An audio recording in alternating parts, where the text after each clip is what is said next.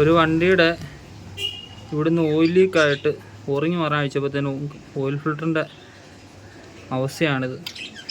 അദ്ദേഹം എവിടെയോ ഓയിൽ മാറിയതാണ്, ലീക്കായ കാരണം ഉറങ്ങി മാറാൻ വേണ്ടി ഞാൻ അഴിച്ചതാണ്. ഓയിൽ ഫിൽറ്ററൊക്കെ മാറിയെന്ന് പറയുന്നത് ലോക്കൽ ഏതോ ഓയിൽ ഫിൽറ്ററാണ്.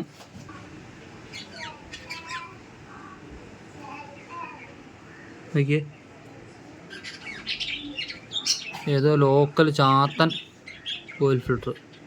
ഇങ്ങനെ ആൾക്കാർ പണിയുന്നുണ്ടല്ലോ എന്ന് ഓർക്കുമ്പോൾ ഉണ്ടോ, അതിൻ്റെ ഉള്ളിലത്തെ ആ പ്ലേറ്റ് കണ്ട, അതൊക്കെ അതിൻ്റെ ഉള്ളിൽ തന്നെ ഇരിക്കുക ഉണ്ടല്ലോ.